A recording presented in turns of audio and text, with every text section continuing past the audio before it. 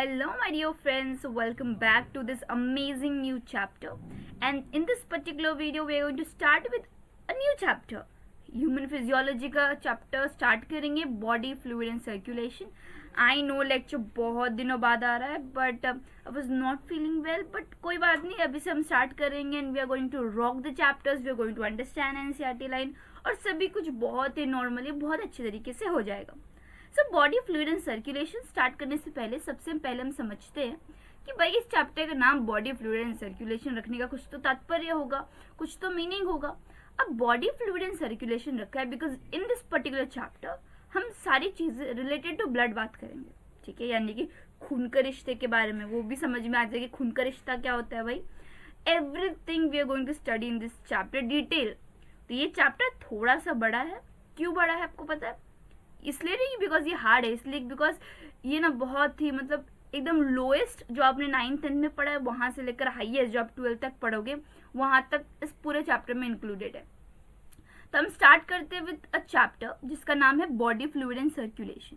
यानी कि body fluid क्या होता है, हमारी बॉडी के अंदर फ्लूइड क्या है. फॉर एग्जाम्पल ह्यूमन के अंदर ब्लड होता है, ठीक है, लेकिन बाकी जो लोअर ऑर्गेनिजम्स होते हैं जैसे कि कॉकरोच में हीमोलिम्फ होता है एज अ बॉडी फ्लूइड. और सर्कुलेशन का क्या मतलब कि हमें पता है बॉडी फ्लूइड का काम क्या है, न्यूट्रिएंट को सर्कुलेट करवाना, जो इंपॉर्टेंट चीजें हैं उनको from one tissue to another tissue circulate करवाना, जो वेस्ट मटेरियल जो टिश्यूज ने प्रोड्यूस किया उनको वापस फ्लश आउट करना. This is the thing that circulation हमें हेल्प करती है, ठीक है. तो जैसा कि आपको पता है कि हमारे एनसीईआरटी का एक रिवाज है कि फर्स्ट पैराग्राफ में it's a curiosity generating paragraph, जहाँ पे आपसे कुछ क्वेश्चंस पूछे जाएंगे, कुछ बेसिक इन्फॉर्मेशन दिया जाएगा ताकि आपका जो चैप्टर है बहुत ही स्मूथ हो जाए, एक क्विक रिवीजन हो जाए, दैट टाइप. ओके, ठीक है. सो फर्स्ट लाइन बोल रहा है you have learn that all the living cells, यानी कि जितने भी लिविंग सेल्स है. देखो यहाँ पे ना आपको फोकस किस बात पे रखना है, ऑल जैसी बातों पे, क्योंकि असर्शन रीजनिंग इस पे कंफ्यूज कर देता है और आपसे नेगेटिव मार्किंग ले जाता है. तो क्या बोल रहा है, you have learn that all living cells have to be provided with nutrients, right, क्योंकि हमें पता है कि जितने भी सेल्स है सभी को न्यूट्रिएंट की आवश्यकता होती है. Oxygen and other essential substances also the waste or the harmful substances produced have to be removed continuously for the healthy functioning of a tissues. Simple कि आपको बता रहे कि सर्कुलेशन बॉडी फ्लूइड की क्या इंपॉर्टेंस है, कि न्यूट्रिएंट्स सभी सेल्स को चाहिए, ऑक्सीजन और बहुत सारी अलग अलग एसेंशियल सब्सटेंसेस है जो हर डिफरेंट बॉडी पार्ट्स को चाहिए. नॉट ओनली दैट बट जो वेस्ट मटेरियल जो दूसरे पर्टिकुलर टिश्यूज बना रहे हैं उसको फ्लश आउट भी तो करना है बाहर अपने बॉडी से ताकि एक हेल्दी फंक्शनिंग हो पाए. It is therefore essential to have a sufficient mechanism for the movement of these substances to the cell and from the cell. इसकी वजह से कि ये आदान प्रदान हो पाए किसका, बॉडी फ्लूइड के अंदर न्यूट्रिएंट्स का, हार्मफुल वेस्ट का, इसी की वजह से पूरा मैकेनिज्म बिल्टअप किया है by the body fluid and circulation. Different group of animal have evolved different method for this transport. मैंने जैसे कि आपको स्टार्टिंग में बताया था कि जितने भी डिफरेंट ऑर्गेनिजम्स है उनके अंदर जो बॉडी फ्लूइड है वो वेरी करती है और बॉडी फ्लूइड वेरी करती है, यानी कि उनका मैकेनिज्म भी वेरी करता है. दैट इज व्हाई एनसीईआरटी ने यहाँ पे बोला है कि different group of animals have evolved different method for this transport. Simple sponges, simple organism like sponges and cylinders circulate water from their surrounding through their body cavity to facilitate the cell to exchange the substances. अभी आपके mind में question आएगा, सबसे पहले तो sponges और दूसरा सिलेंड्रिड्स. इसके बारे में ना ये और अभी फिलहाल के लिए समझ लो दिस इज द ऑर्गेनिज्म जो हम एनिमल किंगडम में डिटेल में पढ़ने वाले हैं. ऑर्गेनिजम्स क्या होते हैं? अब देखो हमें ऐसा लगता है कि we are only the mammals, हमें जो लिविंग ऑर्गेनिजम्स के अंदर बर्ड होते हैं और एनिमल्स होते हैं. भाई एनिमल्स के अंदर भी बहुत सारी वेराइटीज होती है जो आपको बोलते हैं ना अपने आंखों से देखने को नहीं मिलता, but they exist in this planet. And इसी की वजह से उसी का दो एग्जाम्पल है स्पॉन्जेस एंड सिलेंडर्स. अभी फिलहाल के लिए इतना याद रखो, they are both are the animals जो on this planet earth exist करते हैं बट हमें नहीं दिखते on a day to day basis. उनके अंदर क्या होता है, उनके अंदर वो क्या करते हैं, वो उनका मैकेनिज्म बड़ा ही सिंपल है. वो सराउंडिंग से पानी लेते हैं एंड उसी के बेसिस पे अपने बॉडी कैविटी के अंदर उसको सर्कुलेट करवाते हैं. More complex organisms use a special fluid within their body to transport such material. लेकिन जैसे कि बहुत ही लोअर ऑर्गेनिजम्स थे ठीक है, इसी की वजह से वो बॉडी के अंदर फैसिलिटेट करवाते थे क्या, जो वाटर हो गया उनको सराउंडिंग से लेते थे एंड वाटर के थ्रू जो अंदर वेस्ट मटेरियल है उसको फ्लश आउट करते थे, यानी कि they use water as the medium to transport nutrients and to remove out the nutrients जो वेस्टफुल न्यूट्रिएंट्स होते थे। लेकिन जो कॉम्प्लेक्स ऑर्गेनिजम्स होते हैं उनके अंदर कॉम्प्लेक्स मैकेनिज्म्स होते हैं, जैसे हमारे अंदर ले लो, हमारे अंदर ये रिमूवल का, ये एक्सेप्टेंस का कितना कॉम्प्लेक्स पूरा मैकेनिज्म है, एंड इसी कॉम्प्लेक्स मैकेनिज्म को हम बॉडी फ्लूइड एंड सर्कुलेशन का नाम देते हैं। अभी हमारे अंदर जो कॉम्प्लेक्स मैकेनिज्म है उसका एक एलिमेंट क्या है, blood. Blood is the most commonly used body fluid by most of the higher, देखो यहाँ पे वर्ड यूज किया है higher organism including human for this purpose. जैसे कि लोअर प्लांट ने वाटर को एज अ मीडियम अपनाया for the exchange of nutrient, similarly लेकिन जो हायर प्लांट्स होते हैं, जो higher sorry not plants but जो हायर एनिमल्स होते हैं वो क्या यूज करते हैं, ब्लड यूज करते हैं। एंड ये ब्लड एक मीडियम बनता है जहां से न्यूट्रिएंट का एक्सचेंज होता है। ठीक है, यहाँ पे याद रखना एक most commonly used body fluid है, मतलब it's one part of body fluid. हमें ऐसा लगता है एज अ ह्यूमन जो नॉन बायो बैकग्राउंड के होते हैं उनको लगता है कि blood is only the nutrient. No भाई, ब्लड के अंदर भी बहुत सारे कंपोनेंट्स होते हैं, ब्लड के अलावा भी बहुत सारे फ्लूइड्स होते हैं जिनके बारे में हम यहाँ पे पढ़ेंगे, and that is what differentiate us from the non bio students. ठीक है, तो आप ये गलती मत करना। अनदर बॉडी फ्लूइड जिनका नाम लिम्फ है also help in transport of certain substances. उसका एक एग्जाम्पल आ गया, हमें ऐसे लगता था कि हमारी बॉडी में सिर्फ ब्लड है, क्योंकि जब भी कुछ कटविट लगता था तो blood use to come out, right. लेकिन एक और बॉडी फ्लूइड है हमारे अंदर यहाँ जिसे हम लिम्फ कहते हैं। ये लिम्फ भी ना ट्रांसपोर्टेशन ऑफ सब्सटेंसेस के लिए काम करता है। मैं अगर जनरल डिस्क्रिप्शन दूं लिम्फ के बारे में तो इस वाइट इन कलर होता है, हमारी बॉडी में प्रेजेंट होता है, बहुत इंपॉर्टेंट होता है, न्यूट्रिएंट में तो हेल्पफुल करता है, लेकिन कुछ फाइटिंग मतलब उनके अंदर प्रॉपर्टीज होती है जो बैक्टीरियल से जो हार्मफुल ग्रोथ है उनको प्रिवेंट कर सके। In this chapter you will learn about the composition and properties of blood and lymph, जिनको हम टिश्यू फ्लूइड बोलते हैं, and the mechanism circulation of blood is also explained hearing. So इस chapter में बेसिकली हम क्या समझेंगे, हमारी जो बॉडी फ्लूइड है, फिलहाल के तो हमें यहाँ पे कितना बताया है, 2 बताया body fluid. Number 1 is blood and number 2 is lymph. So हमारे ये जो 2 टिश्यूज है, हमारे जो ये टिश्यू फ्लूइड्स है जो कि ब्लड एंड लिम्फ, इनकी कंपोजिशन के बारे में पढ़ेंगे, ये कैसे फंक्शन करते हैं उनके बारे में पढ़ेंगे, वो कैसे न्यूट्रिएंट को ट्रांसपोर्ट करेंगे वो भी पढ़ेंगे। यानी कि इस चैप्टर में हम अपने tissue fluid for the human यहाँ पे बता तो दिया है कि ऑर्गेनिजम्स और जो एनिमल्स के अंदर भी वेरी करती है जो बॉडी फ्लूइड होता है, बट फिलहाल इस चैप्टर में जैसे कि हम ह्यूमन फिजियोलॉजी पढ़ रहे हैं तो उसमें हम ह्यूमन की बात करेंगे, और हमारे अंदर सिर्फ ब्लड नहीं है। सो ये गलती बिल्कुल भी मत करना कि हमारे अंदर सिर्फ ब्लड है, बिल्कुल भी नहीं। हमारे अंदर जो टिश्यू फ्लूइड है वो ब्लड भी है, लिम्फ भी है। आगे जाकर शॉकिंग बात ये भी लगेगी, ब्लड के अंदर भी बड़े कॉम्पोजिशन है, ब्लड के अंदर भी आपको बहुत सारे एलिमेंट्स देखने को मिलेंगे, ठीक है, लेकिन प्रोमिनेंट कलर की वजह से हमें सिर्फ ब्लड देखने को मिलता है। स्टार्ट करते हैं हमारा next part which is the blood. अभी ब्लड क्या बोल रहा है, blood is a special connective tissue. देखो यहाँ से क्वेश्चंस बनना स्टार्ट हुआ है ऊपर फर्स्ट पैराग्राफ में, जस्ट बेसिक था जो आपने 9th और 10th में ऑलरेडी पढ़ चुके होंगे, ठीक है। अभी क्या बोल रहा है कि ब्लड एक स्पेशल कनेक्टिव टिश्यू होता है consisting of fluid matrix, plasma and formed element. Number 1 is fluid matrix, number 2 is plasma and number 3 is formed element. हमें ऐसा देखने को लगता है कि समय में कुछ कट आया, सो ब्लड आया, हमें लगता है ब्लड सिर्फ आरबीसी से बना है, हीमोग्लोबिन प्रेजेंट होता है, दैट्स इट। नहीं नहीं नहीं, सुनो, देखो यहाँ पे आपका मिथ ब्रेक हो रहा है कि ब्लड जो हमारा प्रोमिनेंट बॉडी फ्लूइड है, ये जो ब्लड है वो 3 चीजों से मिलकर बनता है। Number 1 is fluid matrix, number 2 is plasma and number 3 is formed element.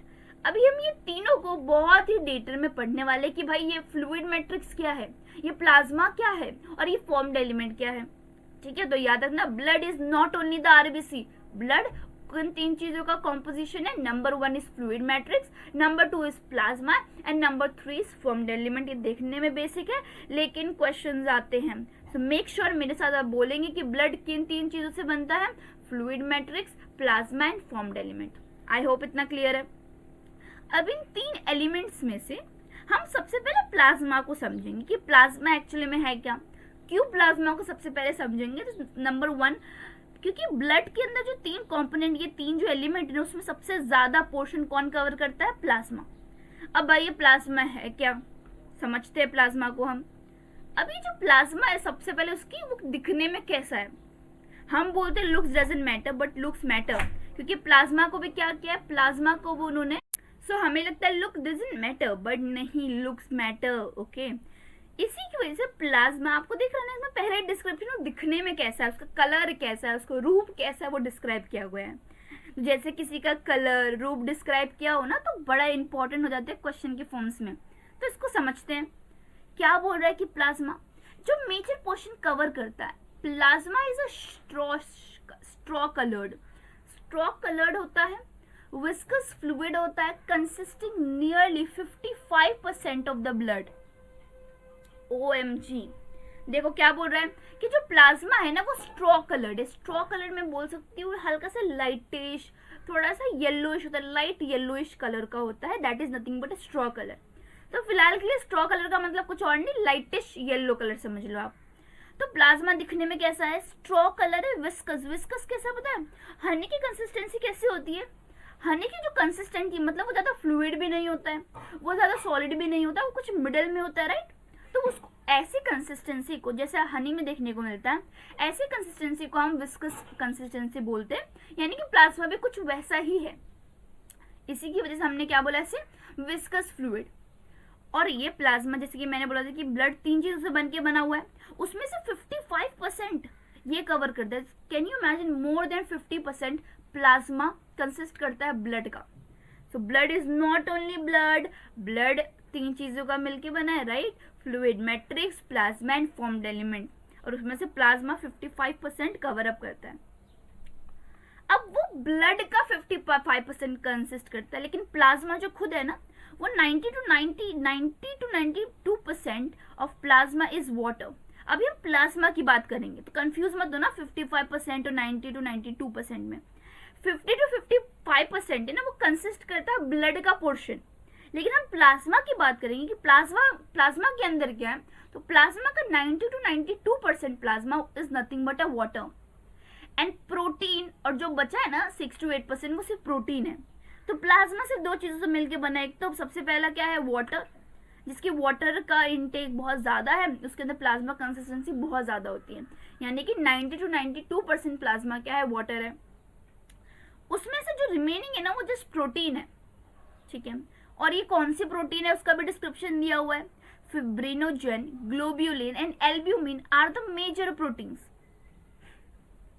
क्या बोल रहा है देखो कि प्लाज्मा ब्लड का 55% कंसिस्ट करता है, लेकिन प्लाज्मा खुद is nothing but a water है, बहुत सारा वाटर, उसमें से 6 से 8% क्या है, प्रोटीन है बस। अभी इसकी डिटेल में कौन सी प्रोटीन है भाई, प्लाज्मा के अंदर 3 मेजर प्रोटीन है, फिब्रिनोजन, ग्लोब्यूलिन एंड एल्ब्यूमिन। ये 3 मेजर प्रोटीन हमें प्लाज्मा को देखने के अंदर मिलता है। अब ये तीनों का काम क्या है, बड़ा इंपॉर्टेंट, हमने नाम पढ़ लिया, सिर्फ रट्टू तो थोड़ी ना बनेंगे, हम समझेंगे कि 3 मेजर प्रोटीन प्लाज्मा के अंदर क्या कर रहा है भाई, इसका फंक्शन क्या है। अब देखो इसका फंक्शन क्या है कि जो फिब्रिनोजन है, तीनों में से जो फर्स्ट वन है, फिब्रिनोजन क्या करता है, क्लॉटिंग में काम हेल्पफुल होता है एंड कोगुलेशन ऑफ ब्लड। आपको पता है किधर पे कट लगता है तो वो कुछ देर बाद ऑटोमेटिकली बंद हो जाता है, ताकि हमारे बॉडी के अंदर से ज्यादा ब्लड लॉस ना हो। तो ये जो कोगुलेट करने का काम कौन करता है आपको पता है, ब्लड के अंदर ये प्लाज्मा का जो कंपोनेंट है ना फिब्रिनोजन, वो करता है। सो कैन यू इमेजिन फिब्रिनोजन का कितना इंपॉर्टेंट है। अगर फिब्रिनोजन की कमी हो जाए ना तो अगर हल्का से भी हमें कट लगे तो पूरा ब्लड फ्लश आउट हो जाएगा हमारे बॉडी से। Next globulin primarily are involve in defence mechanism of the body. Globulin का काम क्या है, डिफेंस मैकेनिज्म। आपको पता है, अभी आपको पता है, मुझे पता है कि लोग बीमार होते हैं, लेकिन कैन यू इमेजिन आप एनवायरनमेंट में इतने सारे बैक्टीरियाज हवा ले रहे हो and the breath that you are taking is not healthy. So आपके अंदर बहुत सारे फॉरेन पार्टिकल्स जा रहे हैं, बट आपको पता नहीं चलता है। क्यों नहीं पता चलता है कि जब तक ग्लोब्यूलिन एक्टिव होता है तब तक आपको पता नहीं चलेगा, जब तक आप बीमार नहीं पड़ोगे, यानी कि डिफेंस मैकेनिज्म के लिए रिस्पॉन्सिबल होता है। और ये जो एल्ब्यूमिन होता है वो हेल्प करता है ऑस्मोटिक बैलेंस के अंदर.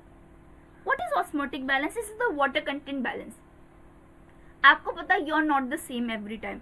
आपने कभी कभार बहुत ज़्यादा पानी पी लिया और कभी कभार आपने पानी नहीं पिया, यानी कि आपकी बॉडी के अंदर डिसबैलेंस तो होगा ना.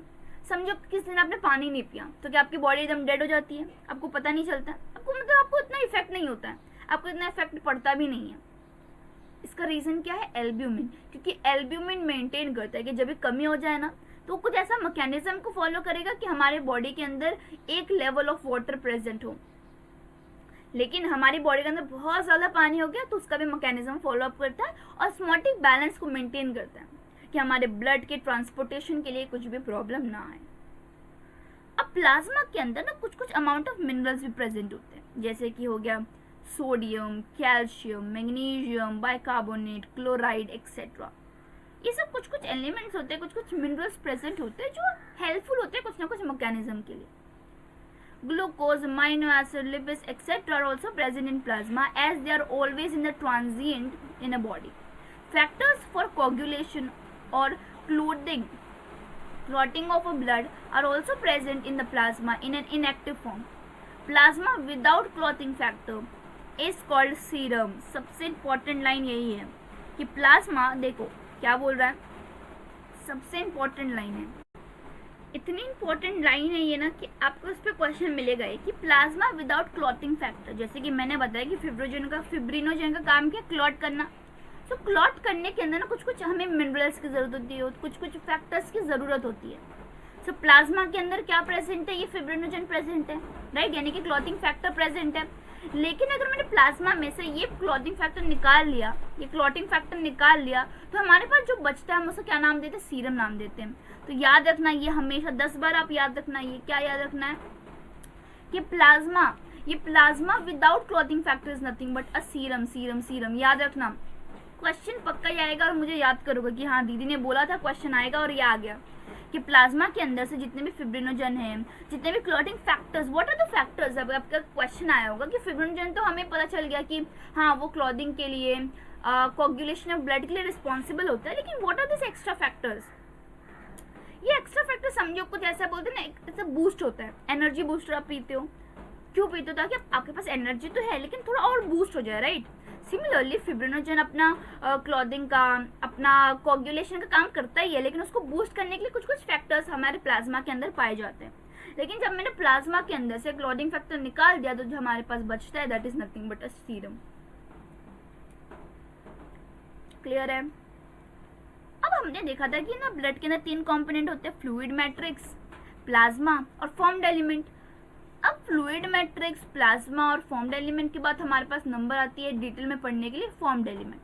What are this formed element? हमें समझेंगे फॉर्म्ड एलिमेंट का मतलब क्या होता है. देखते हैं, बड़ा ही मजेदार चैप्टर. यहाँ से आपको बहुत चीज रेक्टिफिकेशन करना पड़ेगा और इसका बेसिक चीजें आपको पता होगी. Very erythrocytes, RBC. What is erythrocytes? RBC. Leukocyte, WBC. Platelets, thrombocytes are collectively called formed element. यानी कि जो भी RBC हो गया, WBC हो गया, प्लेटलेट हो गया, ये तीनों मिलके क्या बनाते हैं? फॉर्म्ड एलिमेंट बनाते हैं ब्लड का. And they constitute nearly 45% of the blood. यानी कि 55% कौन फॉर्म लेता है? प्लाज्मा लेता है हमारा, और 45% कौन लेता है? फॉर्म्ड एलिमेंट लेता है. याद रखना ये परसेंटेज के ऊपर क्वेश्चंस आते हैं. सो 55% कौन लेता है? प्लाज्मा. 45% कौन लेता है? Formed element. फॉर्म्ड एलिमेंट किन 3 चीजों का मिलकर बना हुआ है? Erythrocytes, leucocytes and platelet. ये तीनों चीज मिलके हमारा फॉर्म्ड एलिमेंट फॉर्म करते हैं. इरेथ्रोसाइट यानी कि आरबीसी, ल्यूकोसाइट यानी कि डब्ल्यूबीसी, प्लेटलेट्स आपको पता ही जो क्लॉटिंग के लिए बहुत ही ज्यादा इंपॉर्टेंट होता है. अब आते हैं हम इरेथ्रोसाइट. सबसे फेमस, इसे कौन नहीं जानता है भाई, even the non bio students know. Erythrocyte यानी कि रेड ब्लड सेल, जिसका हम शॉर्ट फॉर्म आरबीसी भी बोलते हैं. ये ना मोस्ट अबंडेंट होता है ऑफ ऑल द सेल. इसी की वजह से हमें हर जगह से ब्लड ही ब्लड दिखता है. हमें पता ही नहीं चलता है कि ब्लड के अंदर भी बहुत सारे एलिमेंट्स हैं, ब्लड के अंदर भी बहुत सारे डिफरेंट सब्सटेंसेस पाए जाते हैं. एक हेल्दी एडल्ट मैन के अंदर एवरेज कितना होना चाहिए? कितना ब्लड कितना आरबीसी प्रेजेंट होना चाहिए कि हाँ हम उसको एस्टिमेट करके पता कर सके कि वो भाई हेल्दी है. 5 million to 5.5 million RBC mm³ of blood. इसका मतलब क्या? और पहली बात हमें क्वेश्चन आता है कि हमें एस्टिमेट करना ही क्यों है. एस्टिमेट इसलिए करना है कि फॉर एग्जांपल कोई पर्सन बीमार है, ठीक है, चलो डॉक्टर की बेसिस सोचते हैं कि हमें इसे कैसे याद रखना है कि कोई व्यक्ति आया उसके अंदर ब्लड की कमी है. आपको पता कैसे चलेगा कितनी कमी है? आपके पास एक एस्टिमेटेड नंबर तो होना चाहिए ना. वो एस्टिमेटेड नंबर कितना है? 5 मिलियन टू 5.5 मिलियन आरबीसी होना चाहिए पर मीटर क्यूब में. समझा? यानी कि अगर कोई व्यक्ति आता है उसके अंदर ब्लड की कमी है, अगर इतना रहेगा ना तो समझ लेना उसके अंदर ब्लड की कमी नहीं है. लेकिन इससे कम हुआ या इससे ज्यादा हुआ तो एक इंसान के अंदर बड़ी ही प्रॉब्लमेटिक सिचुएशन क्रिएट हो जाएगी. ये याद रखना 5 मिलियन है. कंफ्यूज करने के लिए बिलियन दे देंगे, ट्रिलियन दे देंगे, आपको पता नहीं चलेगा. आपने सिर्फ 5 देखा और आंसर टिक मार्क किया, आपका -5 हो जाएगा. सो मेक श्योर आप याद रखिए 5 मिलियन टू 5.5 मिलियन. और mm³ है वो भी याद रख लेना, सेंटीमीटर क्यूब दे देंगे और आपका क्वेश्चन गलत हो जाएगा. मैंने भाई इसमें बहुत ही गलती की है, ठीक है. तो आपको हर एक वर्ड अच्छे तरीके से समझना है. RBC are formed in a red bone marrow. तो आपको पता है रेड बोन में आरबीसी बनता है. आपको आरबीसी बनता कहाँ है? सो आपको पता है दिस इज द बोन. हमारी लॉन्ग बोन्स होती है, यहाँ पे ना रेड बोन मैरो प्रेजेंट होता है. ये रेड बोन मैरो से ही हमारी आरबीसी की फॉर्मेशन होती है. जर्नल नॉलेज, न्यू नॉलेज, तो याद रख लेना. अभी हम आरबीसी के डिस्क्रिप्शन की बात करेंगे, दिखता कैसे है, उसका काम क्या होता है, everything. So RBC are devoid of nucleus in most of the mammals. तो हमें पता है कि आरबीसी जो हमारे अंदर प्रेजेंट है उसके अंदर न्यूक्लियस ही नहीं होता है और वो बाइकॉन्केव शेप का होता है. What is बाइकॉन्केव? दिस जैसे कि आप आरबीसी का शेप बनाते हो, दिस इज द बाइकॉन्केव, यानी कि नंबर 1 केव एंड नंबर 2 केव, यानी कि बाइकॉन्केव शेप का होता है. They have red colored iron containing complex protein called as hemoglobin. RBC की रेडनेस के लिए रिस्पॉन्सिबल होता है हीमोग्लोबिन. हीमोग्लोबिन किससे बना हुआ होता है? आयरन से, और उस प्रोटीन का नाम है हीमोग्लोबिन. सो हीमोग्लोबिन क्या एक प्रोटीन है, याद रखना. असर्शन रीजन में प्रोटीन की जगह पे कुछ और रख देंगे, लिपिड लिख देंगे. बच्चे ध्यान नहीं देते हैं कि हीमोग्लोबिन इज अ प्रोटीन और क्वेश्चन पूछ लेता है. सो देखिए हमारा जो मेन मोटो है एनसीईआरटी को लाइन बाय लाइन समझने का. क्यों? क्योंकि हम बता सके भाई क्वेश्चंस तो एनसीईआरटी की लाइन से ही आते हैं, फिर भी क्वेश्चंस गलत क्यों होते हैं? क्योंकि लोगों को पता नहीं होता ना किस पे ध्यान देना है, किस पे नहीं ध्यान देना है. तो इस सीरीज का यही काम है कि हम एनसीईआरटी को साथ में पढ़ें और जहाँ जहाँ इंपॉर्टेंट क्वेश्चंस हैं, जो गलतियाँ हम करते हैं उसे मिनिमाइज कर सके, ठीक है. Hence the colour and the name of this cell. और इसी की वजह से, हीमोग्लोबिन की वजह से ही उसका कलर भी आता है और उसे हम रेड ब्लड सेल का नाम भी देते हैं. अब एक हेल्दी ह्यूमन के अंदर कितना हीमोग्लोबिन होना चाहिए ताकि उसकी रेडनेस दिख सके? So a healthy individual has 12 to 16 gram of haemoglobin in every 100 ml of blood. याद रखना कि हर 100 ml में 12 से 16 ग्राम क्या होना चाहिए? हीमोग्लोबिन होना चाहिए.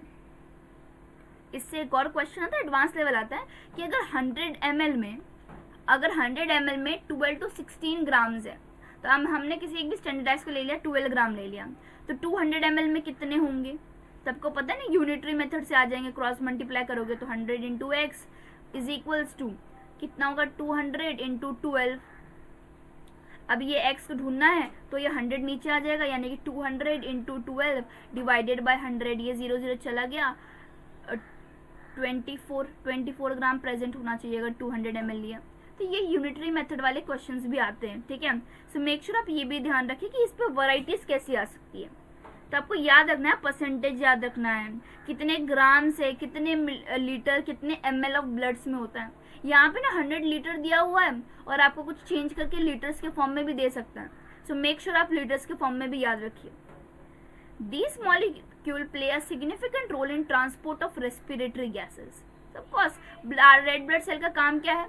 रेड ब्लड सेल का काम क्या है? रेस्पिरेटरी रोल में बहुत ही इंपॉर्टेंट होता है. जो भी रेस्पिरेटरी गैसेस होता है उन सबको भी ट्रांसपोर्ट करने के लिए बड़ा ही इंपॉर्टेंट होता है, ठीक है. अब नेक्स्ट क्या बोल रहा है कि RBC has an average life span of 120 days after which they are destroyed in a spleen. Spleen को हम क्या बोलते हैं? Graveyard of RBC. कि आरबीसी की लाइफ स्पैन सिर्फ 120 डेज होती है, उसके बाद वो रेड बोन मैरो से अगेन न्यू फॉर्म्ड हो जाती है.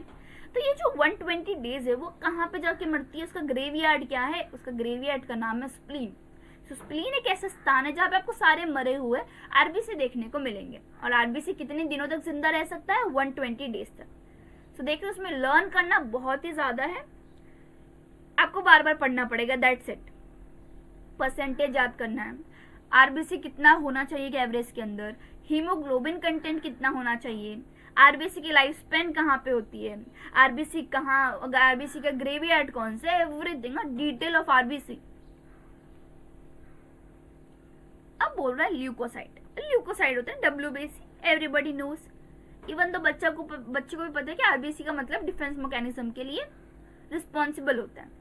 सो ये आरबीसी होते हैं ना, इसको हम व्हाइट ब्लड सेल बोलते हैं. ऑफकोर्स हमें पता चल गया व्हाइट ब्लड सेल, इसका मतलब उनके पास कलरलेस होगा. कलरलेस क्यों होगा? क्योंकि उनके पास हीमोग्लोबिन जो रेडनेस देता है वो नहीं होगा. They are nucleated. डब्ल्यूबीसी के अंदर न्यूक्लियस होता है, याद रखना. बच्चे कंफ्यूज क्या होते हैं, हाँ आरबीसी के अंदर न्यूक्लियस नहीं होता है तो डब्ल्यूबीसी के भी अंदर नहीं होगा. पता नहीं कहाँ से लॉजिक ढूंढ लेते हैं, बट ढूंढ लेते हैं. बट मेक श्योर आप ये गलती ना करो कि डब्ल्यूबीसी के अंदर न्यूक्लियस नहीं हो. डब्ल्यूबीसी के अंदर न्यूक्लियस होता है बट आरबीसी के अंदर न्यूक्लियस नहीं होता है, याद रखना. And are relatively lesser in number, यानी कि आरबीसी से कम होता है. इसी की वजह से हमारे पूरे ब्लड के अंदर से हमें आरबीसी देखने को मिलता है, रेड रेड ही देखने को मिलता है. कितना होता है ये? एवरेज होता है 6000 to 8000 mm3. देखो वो मिलियंस में था, मीटर क्यूब में, लेकिन ये सिर्फ थाउजेंड्स में. तो कैन यू इमेजिन कि आरबीसी सबसे ज्यादा होता है एंड देन डब्ल्यूबीसी उसके बाद थोड़ा कम होता है. एज कम्पेयर टू आरबीसी वो बहुत ही कम होता है, डब्ल्यूबीसी बहुत ही कम होता है. Leucocytes are generally short lived, मतलब बहुत ही कम दिनों तक ही जिंदा रह पाता है, लेकिन उसका एग्जैक्ट स्पैन नहीं बताया गया. तो ऑफकोर्स आपके लिए बहुत ही अच्छा है कि एक नया नंबर याद ना करना पड़ जाए आपको. We have two main categories of RBC. अभी आरबीसी के भी अंदर समझने के लिए उसका डिफरेंशिएशन है कि आरबीसी भी ना दो प्रकार के होते हैं. जैसे कि सिबलिंग्स भी दो प्रकार के होते हैं, एक बड़े ही शांत अच्छे पढ़ने वाले, एक बहुत ही मस्तीखोर. होते तो दोनों बच्चे ही हैं एक पेरेंट्स के, लेकिन उसके अंदर भी कैटेगरी होता है. सिमिलरली आरबीसी के अंदर एक कैटेगरी प्रेजेंट होती है. कौन सी कैटेगरी? आरबीसी की भी दो कैटेगरी प्रेजेंट होती है. Number 1 is granulocyte and number 2 is agranulocyte. What is granulocyte and what is agranulocyte? Word को ब्रेक करते हैं फिर समझते हैं. ग्रेन्युलोसाइट जिसके अंदर ग्रेन्यूल्स प्रेजेंट हो, यानी कि सेल है, सेल के हमको बहुत खड़बड़ा से ग्रेन्यूल्स देखने को मिलेंगे. छोटे छोटे पत्थर टाइप समझ लो सेल्स के अंदर देखने को मिल जाएगी. जैसे कि आपको दिख रहा है अगर यहाँ पे, so can you see this is खड़बड़ा. यहाँ पे देखो खड़बड़ा देखने को मिल रहा है. That is nothing but granules. So RBC के अंदर हमें दो अपीयरेंस देखने को मिली. एक ऐसे सेल जिनके अंदर एक ग्रेन्यूल्स प्रेजेंट होते हैं, और एक ऐसे सेल जिनके अंदर ग्रेन्यूल्स नहीं होते. तो उनको बोलते हैं ए मतलब एब्सेंस, ग्रेन्युलोसाइट्स का मतलब सेल्स होते हैं, ग्रेन्यूल्स नहीं है, यानी कि absence of granules in a cell. That is nothing but a granulocytes. देखो बायो में वर्ड्स बड़े होते हैं लेकिन सबका मीनिंग होता है. किधर भी वर्ड क्या कि ए आ गया ना बायो में, तो समझ लेना उसका मतलब एब्सेंस होता है. ग्रेन्युलोसाइट यानी कि ग्रेन्यूल्स नहीं है, साइट का मतलब सेल्स होता है. ठीक है. अब इसमें से ग्रेन्युलोसाइट के अंदर कौन से सेल्स आते हैं, एक ग्रेन्युलोसाइट के अंदर कौन से सेल्स आते हैं वो समझते हैं. Neutrophils, eosinophils and basophils are the different type of granulocyte. यानी कि जो 3 डब्ल्यूबीसी के सेल्स हैं ये ग्रेन्युलोसाइट, इनके अंदर ग्रेन्युल्स प्रेजेंट होंगे. while lymphocytes and monocytes are agranulocytes, यानी कि जो ये दो है नंबर 1 एंड नंबर 2, ये दोनों ए ग्रेन्युलोसाइट के अंदर आते हैं. मैं सोचू इसका चार्ट बना लेते हैं. ठीक है, देखो यहाँ पे ल्यूकोसाइट जिनको हम क्या बोलते हैं डब्ल्यूबीसी, इनके दो कैटेगरी है. कौन से दो कैटेगरी? नंबर 1 इज ग्रेन्युलोसाइट्स और एक है ए ग्रेन्युलोसाइट्स. ठीक है. ग्रेन्युलोसाइट के अंदर 3 सेल्स आते हैं डब्ल्यूबीसी के. नंबर 1 इज, मैं शॉर्ट फॉर्म लिख रही हूँ, ठीक है. नंबर 1 इज न्यूट्रोफिल्स, दूसरा इज इसेनोफिल्स, तीसरा क्या है बेसोफिल्स. ठीक है, दिख रहा है ना? Okay, basophils. अब एक ग्रेनुलोसाइट के अंदर कौन से 2 सेल्स हैं? नंबर 1 इज लिम्फोसाइट और नंबर 2 कौन सा है? मोनोसाइट्स। ठीक है, सो ये 2 आपको याद रखना है। ओके, तो this is nothing but number 1 is granulocyte का, नंबर 2 इज ए ग्रेनुलोसाइट का। ये दोनों एग्जाम्पल्स आपको याद रखने हैं। अभी हमने इन 5 को डिटेल में समझेंगे, उनका फंक्शन क्या है, वो दिखते कैसे हैं। आपको डायग्रामेटिक रिप्रेजेंटेशन दिया हुआ है। ऑफकोर्स अगर डायग्रामेटिक रिप्रेजेंटेशन दिया हुआ है दैट मीन्स आपको डायग्राम बेस्ड क्वेश्चन आ सकते हैं। तो NCERT is very very concise, लेकिन उसमें वैरायटी ऑफ क्वेश्चंस बहुत ज़्यादा हो सकते हैं। ठीक है, सो नंबर 1 वैरायटी, सबसे पहले हम न्यूट्रोफिल के बारे में समझते हैं। तो neutrophil are most abundant cells, यानी कि इसका परसेंटेज भी दिया हुआ है, तो हम बाजू में ही लिख लेते ताकि हमें याद करने के लिए इजी। और आप भी ना एनसीईआरटी की इधर बना लो ताकि इतना बड़ा पैराग्राफ आपको जस्ट एक टेबुलर फॉर्म में मिल जाए। तो इसमें क्या है, ग्रेन्युलोसाइट के अंदर देखेंगे तो न्यूट्रोफिल्स बहुत ज़्यादा ही मात्रा में पाया जाता है, that is 60 to 65% of total WBC। Basophils बहुत ही कम होता है। बेसोफिल्स कहाँ गया? बेसोफिल लीस्ट प्रेजेंट हो, सबसे मोस्ट कौन सा होता है? न्यूट्रोफिल। और लीस्ट कौन सा होता है? बेसोफिल, जो 0.5 से लेके 1% तक पाया जाता है। Neutrophils and monocytes are phagocytic cells which destroy foreign organism entering the body. अभी हमें बता रहे फंक्शन क्या है। तो जो न्यूट्रोफिल्स हैं और मोनोसाइट्स, आपको दिख नहीं रहा होगा क्योंकि same colour, let me change the colour. ठीक है, सो यहाँ पे जो ये न्यूट्रोफिल्स है और ये जो ये मोनोसाइट्स, राइट, ये जो मोनोसाइट्स हैं इन दोनों का काम क्या है? डिस्ट्रॉय करना फॉरेन पार्टिकल्स को।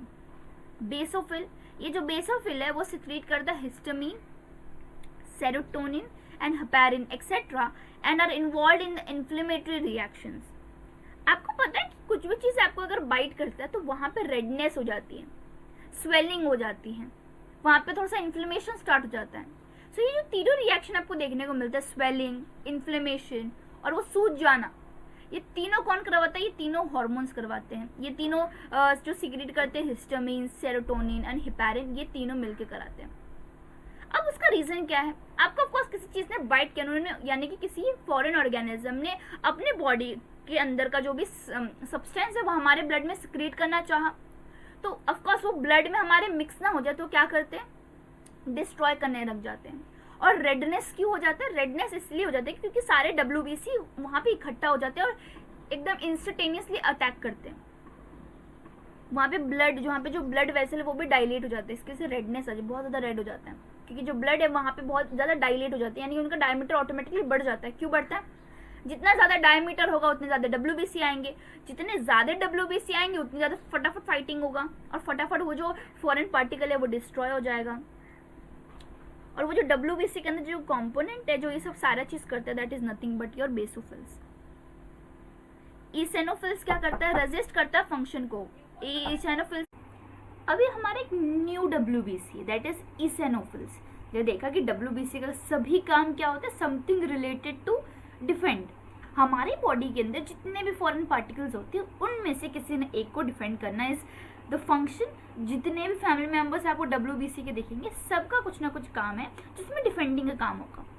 अभी नेक्स्ट कौन सा है? देखो नेक्स्ट हमें बता रहा है इसेनोफिल्स। इसेनोफिल्स क्या करता है? ये रेजिस्ट करता है इन्फेक्शन को and are also associated with allergic reaction. हमें पता है कि आपने देखा होगा आजकल जो मेट्रो सिटीज़ में जो बच्चे होते हैं दे आर वेरी एलर्जिक्स, उनको ज़्यादा डस्ट नहीं सूट होता है, कोई भी चीज़ें सूट नहीं होती है बिकॉज ऑफ हाइपर एलर्जेंस हो जाता है उनको।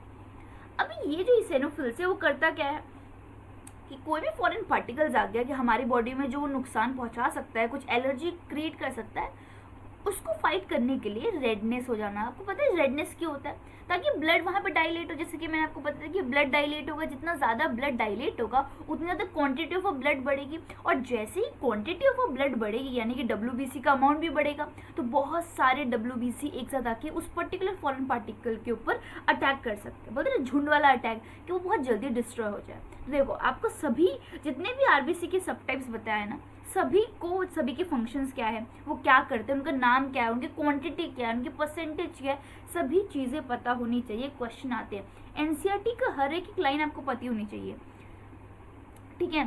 तो make sure that you understand and study. अब क्या बोल रहा है कि लिम्फोसाइट जो 20 to 25% होते हैं, देख रहे हो कि हर चीज़ का एक उन्होंने परसेंटेज दे दिया गया है कि अगर WBC है तो उसका पर्टिकुलर परसेंटेज कितना है। तो लिम्फोसाइट का कितना है, 20 to 25% are of 2 major type. Lymphocytes के भी 2 डिफरेंट फॉर्म है, B lymphocytes and T lymphocytes. अभी आपको क्वेश्चन होगा कि भाई इसका नाम बी और टी लिम्फोसाइट्स अलग अलग क्यों रखा है, इसका रीजन क्या है। तो देखिए इसका रीजन क्या बोल रहा है कि both B and T lymphocytes are responsible for immune response of a body, यानी कि दोनों रिस्पॉन्सिबल तो इम्यून सिस्टम के लिए है, लेकिन कुछ ना कुछ डिफरेंसेस है। The way that they react to certain things, the way that they respond to certain things, उसमें डिफरेंस हमें देखने को मिलता है। That is why B and T lymphocytes. इनके बीच का डिफरेंस क्या है, आपको ह्यूमन हेल्थ एंड डिजीज जो 12th स्टैंडर्ड में आप पढ़ोगे ना, सभी चीज़ें एकदम डिटेल में एक्सप्लेन कर दिया जाएगा उस पर्टिकुलर चैप्टर में। 12th स्टैंडर्ड में ह्यूमन हेल्थ एंड डिजीज में डिटेल एक्सप्लेनेशन दिया हुआ है बी एंड टी लिम्फोसाइट को डिफ्रेंशिएट करते हुए।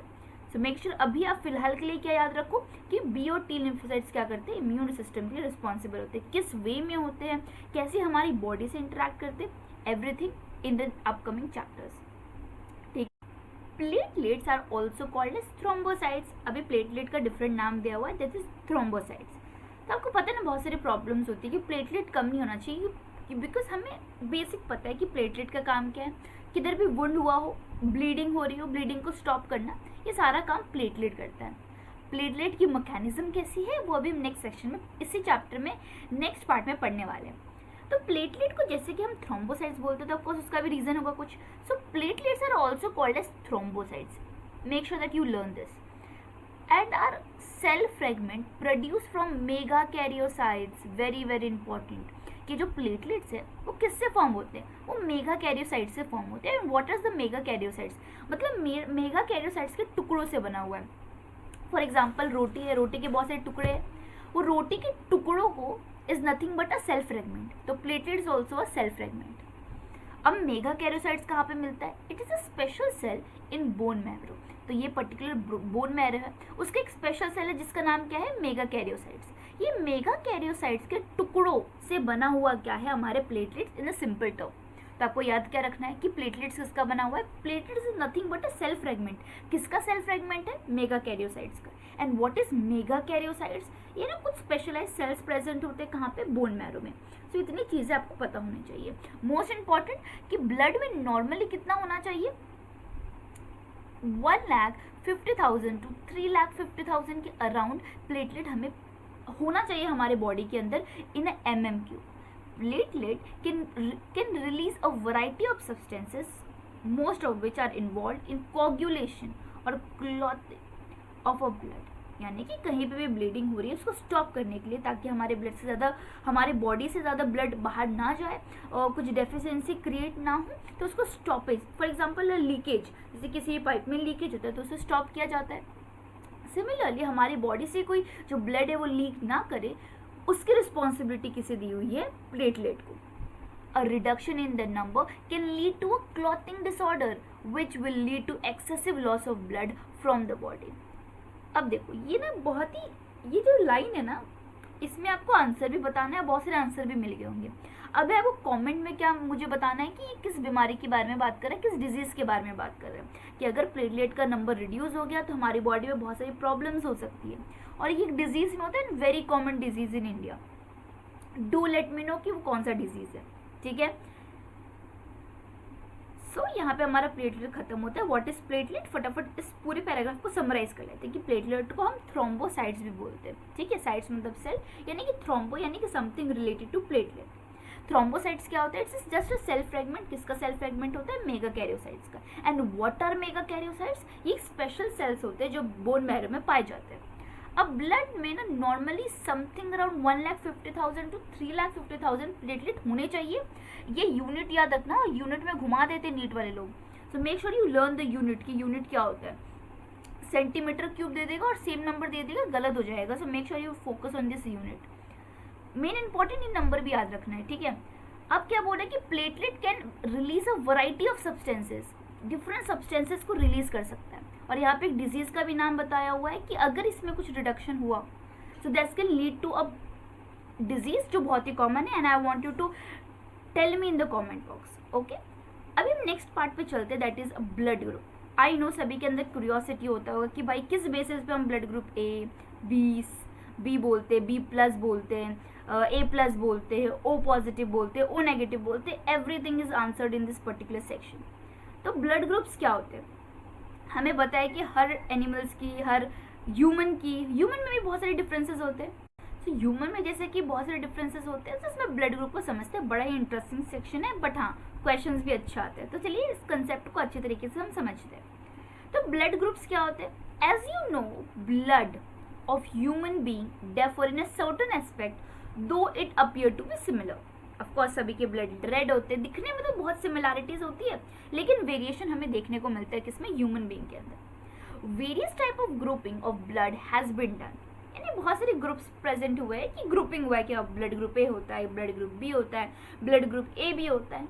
और ये दो ग्रुपिंग का क्या नाम है? यहाँ पर जनरली देखा जाए तो ह्यूमन की जो ब्लड ग्रुप है ना, उसको दो डिफरेंट पार्ट्स में डिवाइड किया गया है। द एबीओ ब्लड ग्रुपिंग, जो हम नॉर्मली बहुत ही अवेयर है कि हाँ किसी का ब्लड ग्रुप ए है, किसी का ब्लड ग्रुप बी है। ये जो नॉन बायो स्टूडेंट है उनको भी पता होता है, लेकिन as you are a bio student आपको एक RH पॉजिटिव नेगेटिव के बारे में पता होना चाहिए। ये है क्या? RH पॉजिटिव क्या होता है, RH नेगेटिव क्या होता है, ये भी हमें पता होना चाहिए, क्योंकि ये भी एक किसका ब्लड ग्रुप का एस्पेक्ट है जो हमें पता होना चाहिए। ये दो ग्रुपिंग ना बहुत ही वाइडली यूज होते हैं ऑल ओवर द वर्ल्ड। अभी आपके माइंड में एक क्वेश्चन आया होगा कि भाई हमें पढ़ना क्यों ब्लड ग्रुप्स? आपको पता है कि बहुत सारे सर्जरीज में, बहुत सारे ऑर्गन ट्रांसप्लांट्स में, बहुत सारी चीज़ों में हमें ब्लड डोनेट करना पड़ता है। एंड यू नो कि सेम सिमिलर ब्लड ही हम डोनेट कर सकते हैं। अगर डिफरेंट किया तो भाई वो रिजेक्ट हो जाता है, एक बॉडी डेड भी हो सकती है, which is not at all acceptable. कैसे ट्रांसफर करना है, सेम ब्लड ग्रुपिंग मैचिंग कैसे करना है, ये सारी इन्फॉर्मेशन के लिए हमें सबसे पहले ब्लड ग्रुप का जर्नल थियरी पता होना चाहिए। एंड वही जर्नल थियरी के बारे में इस पर्टिकुलर सेक्शन में डिस्कस किया हुआ है। तो ये दो ग्रुपिंग है, एबीओ वाला तो सब जानते हैं, लेकिन RH वाला भी बहुत इंपॉर्टेंट होता है। ये भी मैच होना चाहिए, तभी एक पर्टिकुलर डोनर से एक्सेप्टर तक हम क्या कर सकते हैं? डोनेट कर सकते हैं ब्लड ग्रुप को। ठीक है, सॉरी, डोनेट कर सकते हैं ब्लड को। तो सबसे पहले समझते हैं एबीओ ब्लड ग्रुपिंग क्या होता है। ठीक है, ABO grouping is based on the presence और absence of two surface antigens chemical that can induce immune response. तो ये एबीओ ब्लड ग्रुपिंग का बेसिस क्या है? Surface antigen.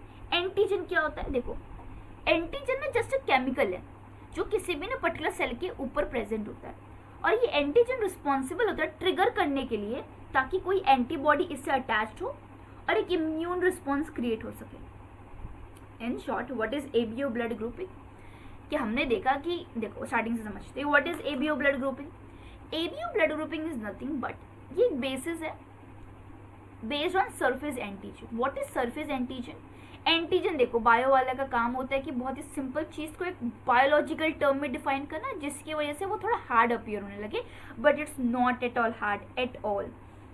एंटीजन एक जस्ट केमिकल होता है जो ना किसी भी नहीं, यहाँ पे अगर हम एबीओ ब्लड ग्रुपिंग की बात करें तो वो सेल के ऊपर प्रेजेंट होता है। ठीक है, तो ये एंटीजन एक पर्टिकुलर पर्सन में डिफर करता है, एंड उसी के अकॉर्डिंगली हमारा एबीओ ब्लड ग्रुपिंग भी डिफर करता है। अब ये एंटीजन जस्ट एक केमिकल है, और ये एंटीजन क्यों प्रेजेंट है? अगर मैं इसका बोले कि व्हाट्स द रीजन, ये क्यों प्रेजेंट है एंटीजन, इसका रीजन क्या? सो आई होप इतना क्लियर है। अब हम चलते हैं नेक्स्ट ग्रुपिंग में, विच इज RH ग्रुपिंग। ये ग्रुपिंग ना, एबीओ ग्रुपिंग ना हर एक को पता होता है कि हाँ ब्लड ग्रुप ए है, ब्लड ग्रुप बी है, लेकिन RH ना पता नहीं होता। लेकिन ये भी बहुत ही इंपॉर्टेंट कंपेटिबिलिटी टेस्ट में इंक्लूडेड होता है। ठीक है, जैसे ही एबीओ ब्लड ग्रुपिंग का चेकिंग होगा, साइमल्टेनियसली हमें RH चेकिंग भी करानी होती है। And what is RH? हमने इसका नाम RH क्यों रखा है, इसका स्टडी करते हैं। ठीक है, क्या बोल रहा है देखो, अनदर एंटीजन, एक और एंटीजन पाया जाता है सरफेस ऑफ RBC के अंदर, द RH एंटीजन, जो सिमिलर होता है that was present in Rhesus monkey and hence RH। कि ये हमें पता है कि हमारा इवोल्यूशन हुआ है पर्टिकुलर मंकीज के थ्रू एक स्टेज के बाद। तो यहाँ पे हमने इसको RH ग्रुप क्यों रखा? क्योंकि ये जो एंटीजन है ना, जो हमारे RBC के अंदर एंटीजन A और एंटीजन B के अलावा भी प्रेजेंट होता है, विच इज RH एंटीजन। तो ये RH नाम कहाँ से पड़ा? ये RH नाम वहाँ से पड़ा क्योंकि ये जो एंटीजन जो है ना वो सिमिलर है, सेम एंटीजन जो rhesus monkey के ऊपर पाया जाता है. Is also observed on the surface of RBC of nearly 80% of the human. यानी कि जो RH एंटीजन है 80% ऑफ ह्यूमंस के अंदर पाया जाता है, बट 20% ऑफ ह्यूमंस के अंदर नहीं RH एंटीजन पाया ही नहीं जाता है. समझ रहे हो? Such individuals are called as RH positive. जिनके पास RH एंटीजन होता है, जो मोर देन 80% होते हैं, उसको हम RH पॉजिटिव बोलते हैं. And those in whom this antigen is absent, that is called as RH negative. An RH negative person is exposed to RH positive blood will form a specific antibodies against the RH antigen. Therefore, RH group should also be matched before transfusion. यानी कि जैसे कि हमने ABO blood grouping होता है, similarly RH भी match होना चाहिए बिफोर ट्रांसफ्यूजन. क्यों? क्योंकि एक जो बंदा है जिसके पास RH एंटीजन प्रेजेंट है, उसको हम एक्सपोज नहीं कर सकते जिनके पास RH नेगेटिव नहीं है. मतलब देखो, ये अगेन ये एंटीजन है, यानी कि अगेन एक स्पेसिफिक केमिकल है. ये प्लाज्मा के साथ फॉर्म करेगा तो ये पॉजिटिव है, तो इसको दुश्मनी किसके साथ होगी? जिसके पास नहीं होगा. और ये नेगेटिव है, इसके पास तो कोई दुश्मनी करने लायक ही नहीं होगा.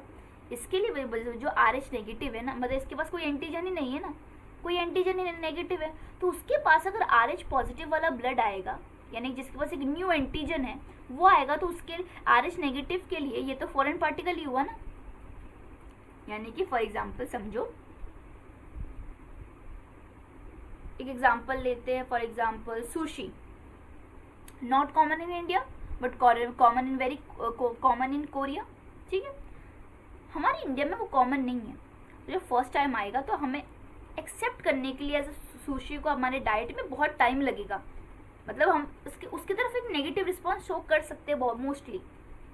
ठीक है, सिमिलरली अगर RH नेगेटिव है, उसने कभी पॉजिटिव को देखा ही नहीं है, उसने कभी अपनी लाइफ में पॉजिटिव RH पॉजिटिव प्रोटीन को कभी देखा ही नहीं है. इसकी वजह से अगर ट्रांसफ्यूजन के वक्त RH मैचिंग नहीं हो, अगर by mistakenly RH positive blood को ट्रांसफ्यूज किया, तो RH नेगेटिव के लिए ये तो एक फॉरेन पार्टिकल हुआ. और हमारी बॉडी में कोई भी फॉरेन पार्टिकल आता है तो एक पॉजिटिव रिस्पॉन्स होता है, इम्यून सिस्टम एक्टिवेट होता है, एक महायुद्ध होता है. महायुद्ध में खुद के सैनिक यानी खुद के RBC भी डिस्ट्रॉय होते हैं और फॉरेन RBC भी डिस्ट्रॉय होते हैं. फॉरेन RBC डिस्ट्रॉय हो तो कुछ प्रॉब्लम नहीं है, लेकिन खुद के RBC भी डिस्ट्रॉय होते हैं ना. अगर खुद के RBC डिस्ट्रॉय होंगे तो भाई ऑक्सीजन कौन कैरी करेगा, न्यूट्रन कौन कैरी करेगा, और हमारी बॉडी उस पर्टिकुलर स्टेज में नहीं रह पाएगी. And that is why RH compatibility भी चेक करना उतना ही इंपॉर्टेंट है जितना ABO ब्लड ग्रुपिंग को चेक करना. अब a special case of RH incompatibility mismatching has been observed between the RH negative blood of a pregnant mother with RH positive of a fetus. एक amazing case देखने को मिलता है during the pregnancy of a mother. कैसे होता है देखते. इसका एक पर्टिकुलर नाम है, इस पर बहुत ही अच्छा क्वेश्चंस भी बनते हैं, और उस पर्टिकुलर कंडीशन को हम इरेथ्रोब्लास्टोसिस फिटालिस भी बोलते हैं. ये कंडीशन को समझते हैं. कंडीशन पे बहुत ही क्वेश्चन है, क्योंकि इस पर अगर NCERT ने किसी भी डिजीज को स्पेसिफाई किया तो भाई वो तो हमारे लिए इंपॉर्टेंट हो जाता है कि एक स्पेशल केस ना क्रिएट हो जाता है. A compatibility between RH negative blood of a mother with a positive blood of a fetus. RH antigen of the fetus does not get exposed to RH negative of the blood in the first pregnancy, as the two bloods are well separated by the placenta. However, during the delivery for the first child, there is a possibility of exposure of the maternal blood to small amount of RH positive from the fetus. In such cases, the mothers start preparing antibodies against RH antigen in their blood. In case of a subsequent pregnancy, the RH antibodies from the mother, which is RH negative, can leak into the blood of the fetus and can destroy the fetal RBC. This could be fatal to the fetus or could cause severe anemia and jaundice to a baby. This condition is called as erythroblastosis fetalis. This can be avoided by administering anti-RH antibody to mother immediately after the delivery of the first child. Mahabharata Ramayana लिखा हुआ है, इसको हम short में बताते हैं कि जब मदर फर्स्ट प्रेगनेंसी होता है उसके बाद एक RH कंपेटिबिलिटी टेस्ट होता है. वेरी नॉर्मल हले का किया जाता है. उसके पीछे का रीजन क्या है भी समझाया हुआ है कि RH कंपेटिबिलिटी में बहुत ही कॉमन केसेस देखने को मिलता है जिसको हम इलेक्ट्रोब्लास्टोसिस फिटालिस बोलते हैं. इसके नाम को भी समझेंगे, इसका नाम क्या सजेस्ट कर रहा है, हम समझ क्या रहे हैं। अभी ज़रूरी नहीं ना कि जो मम्मी का ब्लड ग्रुप है वो सेम ब्लड ग्रुप किसका होगा, बेबी का होगा। नॉट एट ऑल पॉसिबल, ऐसा ज़रूरी नहीं है, ठीक है। अगर हम बात करेंगे RH के बारे में, RH is just a protein जो प्रेजेंट होता है सरफेस ऑफ एंटीजन में। ऐसा एक केस पाया गया है जिसमें फॉर एग्जांपल जिसमें जो मदर है वो RH नेगेटिव है, यानी कि मदर के पास कोई भी सरफेस एंटीजन RH का पॉजिटिव नहीं है, लेकिन फर्स्ट प्रेगनेंसी में जो चाइल्ड हुआ है उसके पास क्या हुआ है, RH पॉजिटिव है, यानी कि उस पर्टिकुलर बच्चे के पास ना ये RH पॉजिटिव एंटीजन है। और हमने अभी समझा कि अगर जो RH नेगेटिव है, अगर उसके कॉन्टैक्ट में अगर RH पॉजिटिव आया, जो भाई बहुत ही नया सरफेस एंटीजन है, तो भाई घमासान युद्ध होगा, वो आना नहीं चाहिए। लेकिन हमें पता है कि फर्स्ट प्रेगनेंसी के दौरान इतनी मिक्सिंग ऑफ ब्लड नहीं होती है, because they are separated by placenta, just nutrient and minerals क्या होते हैं, ट्रांसपोर्ट होते हैं। लेकिन जैसे डिलीवरी होती है तो प्लेसेंटा से थ्रू डिलीवरी होने के बाद some amount of foetal blood वो कांटेक्ट में आती है, किसके कांटेक्ट में आती है, हमारे जो मदर्स की ब्लड होती है उनकी कांटेक्ट में आती है, बहुत ही स्मॉल अमाउंट ऑफ आती है। लेकिन जैसे ही मदर के ब्लड में small amount of RH positive contact में आता है तो जो मदर ब्लड है वो तो एक्टिवेट हो जाता है, क्योंकि फॉरेन पार्टिकल है, कम अमाउंट में होता है, इसलिए क्या करता है, बहुत सारी एंटीबॉडीज प्रिपेयर करना स्टार्ट कर देता है। यानी कि उसकी फर्स्ट प्रेगनेंसी के बाद मम्मी के ब्लड में, वो वुमेन के ब्लड में क्या होता है, RH पॉजिटिव एंटीबॉडी पाया जाता है, ठीक है। अब फॉर एग्जाम्पल सेकेंड प्रेगनेंसी हुआ, सेकेंड प्रेगनेंसी में क्या होगा, हमें पता है कि फूड और एंटीबॉडीज ना बहुत छोटे होते हैं जो प्लेसेंटा के थ्रू क्या होता है, ट्रांसपोर्ट होते हैं। फॉर एग्जाम्पल व्हाट इफ जो सेकेंड चाइल्ड है वो RH पॉजिटिव निकला, अगेन वो RH पॉजिटिव निकला, तो क्या होगा, जो मदर का ब्लड है जिसके पास एंटी मतलब RH पॉजिटिव के अगेंस्ट क्या है, हमारे पास एंटीबॉडी है, वो क्या करे, प्लेसेंटा के थ्रू ट्रांसपोर्ट हो जाए। उससे क्या होगा, ये एंटीबॉडी जो मदर के ब्लड में बना हुआ है वो डिस्ट्रॉय कर देगा फीटल RBC को। और जब फीटल RBC डिस्ट्रॉय होना जाएगा तो क्या होगा, एक बहुत ही सीवियर अनेमिया हो जाएगा और बेबी को जॉन्डिस भी हो सकता है, क्योंकि ब्लड की कमी हो रही है, ब्लड RBC का डिस्ट्रक्शन हो रहा है। इस कंडीशन को क्या बोलते हैं, इरेथ्रो, यानी कि RBC का ब्लास्टोसिस, यानी फट रहा है, जस्ट डिस्ट्रॉय हो रहा है, फिटालिस, यानी फीटल की RBC डिस्ट्रॉय होते जा रही है because of the contact of antibodies जो मदर के ब्लड से ट्रांसपोर्ट हो रही है to a foetal blood. Summarise करते हैं एक और बार, आई नो थोड़ा कॉम्प्लिकेटेड है, समझते हैं। ये कंडीशन दिया हुआ है कि हाँ ये होता है ऐसे कंडीशन, लेकिन हाँ ये कंडीशन थोड़े बहुत ही जगहों पे देखने को मिलता है, बट इसका एडमिनिस्ट्रेशन सभी वुमेन्स के अंदर होता है after first pregnancy, because we don't know ना कि जो सेकेंड चाइल्ड है उसके पास RH पॉजिटिव है या RH नेगेटिव आता है। फॉर एग्जाम्पल इन्होंने अगर कंडीशन दिया है कि अगर ऐसा कंडीशन होता कि अगर ये भी RH पॉजिटिव होती और जो फीटस है वो भी RH पॉजिटिव होता तो कोई प्रॉब्लम ही नहीं होता है। प्रॉब्लम कब होता है, प्रॉब्लम तब होता है जबकि मदर RH नेगेटिव है, मतलब मदर के पास कोई एंटीजन नहीं है, मदर तो हमेशा ही RH नेगेटिव होनी चाहिए। कंडीशन इरेथ्रोब्लास्टोसिस फिटालिस होने के लिए मदर RH नेगेटिव होनी चाहिए और जो बेबी है वो RH पॉजिटिव होनी चाहिए, तभी ये कंडीशन अराइज होता है। सो फॉर एग्जांपल अगर ये 10 में से 5 के अंदर भी अराइज हो रहा है तो हमें इस केस को स्टडी तो करना ही पड़ेगा ना, ताकि वो हम 5 लोगों की जान बचा सके। इट्स अ डिजीज, ठीक है, ये डिजीज होता है जिसको हम अगर एडमिनिस्ट्रेशन सही वक्त पे किया तो हम इसको अवॉइड कर सकते हैं। तो समझो अगर मदर RH नेगेटिव है, यानी इसने कभी भी RH पॉजिटिव एंटीजन को देखा नहीं, अगर देखा नहीं है तो उसके लिए क्या है, मन में बहुत ही ज़्यादा इसके लिए गुस्सा भरा हुआ है, इसके प्रति बहुत सारे एंटीबॉडीज बना सकती है अगर कांटेक्ट में आया तो।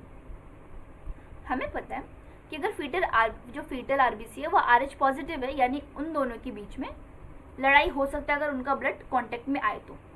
फर्स्ट प्रेगनेंसी के दौरान क्या होता है कि उनका ब्लड तो कभी भी कांटेक्ट में नहीं होता है, प्लेसेंटा के थ्रू ओनली मिनरल्स, कुछ वाइटामिन्स, कुछ न्यूट्रिएंट्स एंड एंटीबॉडीज ट्रांसपोर्ट होते हैं। तो फर्स्ट प्रेगनेंसी में कोई प्रॉब्लम नहीं होगा, यानी कि सिर्फ ब्लड कांटेक्ट में नहीं हो रहा है। बट आफ्टर द डिलीवरी जब प्लेसेंटा कट किया जाता है तो कुछ amount of foetal blood mix हो जाता है किसके, मदर के ब्लड के साथ।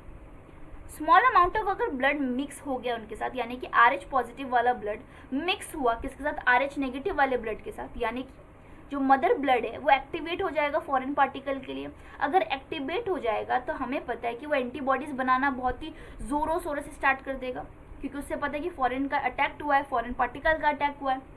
तो ये क्या करेगा, हमारी अपनी बॉडी के अंदर एंटीबॉडीज RH पॉजिटिव के प्रति बना कर रखेगा। जब सेकेंड प्रेगनेंसी होगी, अगर सेकेंड प्रेगनेंसी में भी RH पॉजिटिव पाया गया तो क्या होगा, हमें पता है कि एंटीबॉडीज भी ट्रांसपोर्ट होते हैं थ्रू प्लेसेंटा। तो क्या होगा, जो एंटीबॉडी, जो एंटी RH, जो पॉजिटिव एंटीजन को खत्म करने वाला एंटीबॉडी, वो भी प्लेसेंटा के थ्रू ट्रांसपोर्ट होगा। अगर वो प्लेसेंटा के थ्रू ट्रांसपोर्ट हुआ तो डिस्ट्रक्शन होगा फीटल RBC का, एंटीबॉडीज अटैक करेंगे। अगर फीटल RBC डिस्ट्रॉय हुआ तो सीवियर अनीमिया और जॉन्डिस हो सकता है बेबी को, and that can also lead to dead. And that is why हम इस कंडीशन को रोक सकते हैं। कब रोक सकते हैं, जैसे ही फर्स्ट प्रेगनेंसी हुई हमने चेक करा लिया कि अगर भाई ऐसे कोई एंटीबॉडीज बनी है कि नहीं। अगर बनी है तो हम इनको एक सप्लीमेंट दे सकते हैं। उस सप्लीमेंट का नाम क्या है, एंटी-RH एंटीबॉडीज, यानी कि जो एंटीबॉडीज बनाने की जो मैकेनिज्म है हम उसको स्टॉप कर सकते हैं, ताकि जब सेकेंड प्रेगनेंसी हो तो ये एंटीबॉडीज ही ना बने। अगर एंटीबॉडीज ही बने नहीं रहेगी तो ऑफकोर्स ट्रांसपोर्ट नहीं होगा। तो दिस कैन बी अवॉइडेड अगर फर्स्ट प्रेगनेंसी के बाद ही चेकअप हुआ जाए।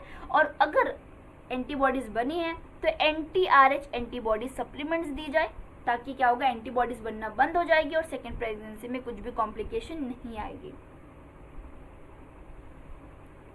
आई होप अच्छी तरीके से क्लियर है। क्लियर है? देखो, आई नो थोड़ा सा डिफिकल्ट है, बट आप एक दो बार देखेंगे इट्स वेरी इजी। एक और बार समराइज कर लेते हैं बोलना क्या चाह रहा है। देखो, इसका बोलने का मतलब ये कि एक कंडीशन पाई जाती है कि RH एंटीजन को चेक करना बड़ा ही इंपॉर्टेंट है। More than 80% of the people के पास RH पॉजिटिव ही होता है, लेकिन 20% वो बंदे हैं जिनके पास RH नेगेटिव होता है, यानी कि प्रोटीन ही RH नेगेटिव, यानी कि उनके पास सरफेस पे कोई RH एंटीजन ही प्रेजेंट नहीं होता है। और RH पॉजिटिव का मतलब उस पर्टिकुलर RBC के पास RH एंटीजन प्रेजेंट होता है। RH नाम कहाँ से पड़ा, क्योंकि ये जो एंटीजन पाया जाता है, अलावा किसके अलावा, एंटीजन A और एंटीजन B के अलावा जो एंटीजन पाया जाता है जो सिमिलर है, सेम एंटीजन जो रीसस मंकी के अंदर पाया जाता है, एंड दैट इज वाई इसका नाम हमने RH रख दिया।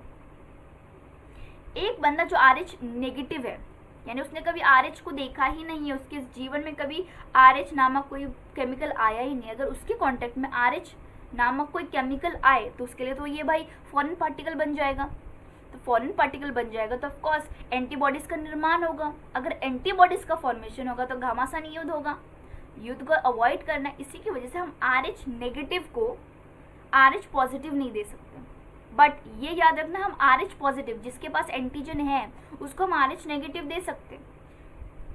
क्वेश्चन आएगा क्यों भाई, RH पॉजिटिव जिसने एंटीजन को देखा है उसको हमने RH नेगेटिव दे दिया, मतलब जिसके पास एंटीजन है ही नहीं, तो कुछ प्रॉब्लम होगा? ऑफकोर्स कुछ प्रॉब्लम नहीं होगा। यानी कि हम जो जिसने नहीं देखा, अगर उसके कांटेक्ट में कोई फॉरेन पार्टिकल आया तो एक्टिवेशन होगा एंटीबॉडीज का, लेकिन जिसके पास ऑलरेडी RH है और RH नेगेटिव मतलब यानी कुछ एंटीजन ही नहीं है, तो एक्टिवेट किसके फॉरेन पार्टिकल लगेगा ही नहीं, क्योंकि एंटीजन ही नहीं है। तो क्या करेगा, वो इजीली एक्सेप्ट कर सकता है। इरेथ्रोब्लास्टोसिस फेटालिस एक कंडीशन है जहाँ पे अगर बाय मिस्टेकली मदर एंड जो फीटस है उनके बीच में RH पॉजिटिव और नेगेटिव का डिफरेंस आया, तो फर्स्ट प्रेगनेंसी में तो नहीं, ये याद रखना, फर्स्ट प्रेगनेंसी में कोई प्रॉब्लम नहीं होता है। Problem arises in second pregnancy, और उसका रीज़न क्या है, फर्स्ट प्रेगनेंसी के बाद कुछ फीटल और मदर का ब्लड मिक्सअप होता है और उसी के कारण कॉन्टैक्ट में आती है फीटल ब्लड, जो अगर RH पॉजिटिव है तो एंटीबॉडीज बनना स्टार्ट हो जाएगी और मदर के ब्लड में वो एंटीबॉडीज प्रिपेयर्ड फॉर्म में होगी, और सेकेंड प्रेगनेंसी में एंटीबॉडीज ट्रांसपोर्ट होगा। तो अगर वो RH पॉजिटिव अगेन निकला सेकेंड प्रेगनेंसी में, जो सेकेंड बेबी है, तो डिस्ट्रक्शन कर सकती है, क्योंकि उनके पास एंटी पॉजिटिव एंटीबॉडीज प्रेजेंट है। बट अगर सेकेंड प्रेगनेंसी RH नेगेटिव है तो कोई प्रॉब्लम नहीं है। तो आपको याद रखना है कि कंडीशन क्या होनी चाहिए। फर्स्ट प्रेगनेंसी में क्या कंडीशन होनी चाहिए कि मदर RH नेगेटिव है और जो फीटस है वो RH पॉजिटिव है। सेकेंड प्रेगनेंसी को कॉम्प्लिकेशन होने के लिए सेकेंड प्रेगनेंसी का जो फीटस है वो भी क्या होना चाहिए, RH पॉजिटिव होना चाहिए, तब ये कंडीशन अराइज होती है इरेथ्रोब्लास्टोसिस फेटालिस। इसे हम अवॉइड कर सकते हैं। अगर हमने फर्स्ट प्रेगनेंसी के बाद ही चेकअप करा लिया अगर देखा कि वो एंटीबॉडीज बन रही है, क्योंकि हमें पता नहीं ना फ्यूचर में जो फीटस है वो RH पॉजिटिव होगा या RH नेगेटिव होगा, तो पहले से हम क्या दे देंगे उसको anti-RH एंटीबॉडीज दे देंगे सप्लीमेंट्स के थ्रू, ताकि वो एंटीबॉडीज बनना बंद हो जाए। क्योंकि उससे फ़ायदा तो कुछ हो नहीं रहा है, ना कि मदर को ना ही बेबी को, इसलिए उसको सप्रेस कर देते हैं। अभी हम सेकेंड पार्ट समझते हैं। सेकेंड पार्ट क्या? अभी हम सेकेंड पार्ट क्या बोलते हैं? Coagulation of blood. हमने बहुत अभी समझा कि भाई कोगुलेशन ऑफ ब्लड के लिए प्लेटलेट इंपॉर्टेंट होता है, बहुत सारे प्रोटीन्स प्रेजेंट होते हैं, बहुत सारे मिनरल्स प्रेजेंट होते हैं। कोगुलेशन के प्रोसेस में जो ब्लीडिंग होता है उसको स्टॉप करने का होता है। बट कैसा मैकेनिज्म फॉलो होता है, entire mechanism we will study in this particular section. भाई ये बहुत ही ऐसे बोलते हैं ना, टेब्यूलर फॉर्म में आपको याद करना पड़ेगा, बहुत ज़्यादा स्टेप्स है। याद करते कोगुलेशन ऑफ अ ब्लड, यानी ब्लड का जमना। क्यों ब्लड को जमना पड़ता है? जहाँ पे वुंड ओपन होता है, ताकि एक्स्ट्रा ब्लड लॉस ना हो हमारी बॉडी से। अगर आप बायो को बहुत ही ध्यान से समझो तो बॉडी हर तरीके से कोशिश करती है कि उसका नुकसान ना हो। वो अपनी मैकेनिज्म में बहुत ही ठोस होती है कि भाई कुछ हम भले अपने बॉडी को बहुत ही तकलीफ दे, लेकिन हमारी बॉडी कोप अप करना जानती है, वो कोई ना कोई अल्टरनेटिव मेथड निकाल ही लेती है। कोगुलेशन ऑफ ब्लड पढ़ने के बाद आपको रियलाइजेशन होगा कि भाई एक हमें सिर्फ ब्लीडिंग को बचाने के लिए कितना लंबा मैकेनिज्म फॉलो होता है। And still we don't respect our body, we just have junks all day long, जो नहीं करना चाहिए। बट स्टिल देखते क्या बोल रहा है। You may know that when you cut your finger or hurt yourself, your wound does not continue to bleed for a longer time. ऐसा आपने देखा होगा कि अगर किसी चीज़ में कट लगता हो तो ब्लड बाहर निकल रहा होता है, लेकिन वो बहुत लंबे टाइम तक नहीं होता, थोड़ी देर बाद रुक जाता है। Usually the blood stop flowing after some time. Normally तो क्या होता है, कुछ देर बाद ब्लड फ्लो करना बंद हो जाता है। Do you know why? आपको इसका रीज़न पता है? Blood exhibit coagulation or clotting in response to an injury or a trauma. कि ना ब्लड एक मैकेनिज्म फॉलो करती है जिसका नाम है कोगुलेशन, या क्लॉटिंग का एक वो एक प्रोसेस फॉलो करती है ताकि वो इंजरी और ट्रॉमा से अपने आप को बचा सके। This is the mechanism to prevent excessive loss of blood from a body. ये ऐसा क्यों करती है? ताकि एक्सेसिव ब्लड का लॉस ना हो पाए। That's it. You would have observed a dark reddish brown scum formed at a site of a cut or an injury over a period of time. ये आपने देखा होगा भाई, सभी बचपन में गिरे होंगे, अभी भी कभी वो लग जाते हैं। आपने देखा होगा जब कोई कट लगता है तो रेडिश ब्राउन कैसे बोलते हैं ना, ऐसा बहुत ही हार्ड तरह का स्कम फॉर्म्ड हो जाता है स्किन को कवर करते हुए। It is a clot or coagulum formed mainly of a network of threads called as fibrin. तो जो रेडिश ब्राउन आपको स्कम देखने को मिलता है वो कुछ नहीं है, but it's just a collection of fibrin. तो याद रखना, वो जो स्कम आपको रेडिश ब्राउन कलर का जो कड़क कड़क यहाँ पे देखने को मिलता है, that is nothing but the fibrins. बहुत सारे फाइब्रिन्स अपने आप में उलझे हुए होते हैं और वो क्या करते हैं, ब्लड को रोकने का काम करते हैं। ये जो फाइब्रिन है वो डेड होता है, इसलिए हम बोलते हैं निकालते तो हमें पेन नहीं होता है। बहुत देर सूखने के बाद हम इसको निकालते हैं तो वो पेन नहीं होता, बिकॉज वो डेड होता है। And damaged formed element of blood are trapped. जो भी आरबीसी डैमेज हो गया, ऑफकोर्स वो वुंड वाला एरिया क्या होता है, ओपन होता है, तो डैमेज जो सेल्स होते हैं वो उसमें फंसा हुआ होता है, ताकि जितने भी अनवांटेड चीज़ें बॉडी के बाहर चली जाए। Fibrins are form by conversion of inactive fibrinogens in the plasma by the enzyme thrombin. Thrombin in turns are formed from another inactive substances present in the plasma called as prothrombin. An enzyme complex thrombokinase is required for the above reaction. This complex is formed by series of linked enzymic reaction which is called as cascade process, involving a number of factors present in the plasma in an inactive state. An injury or a trauma stimulates the platelet in a blood to release certain factor which activate the mechanism of coagulation. Certain factors released by the tissue at the site of injury also can initiate coagulation. Calcium play a very important role in clotting.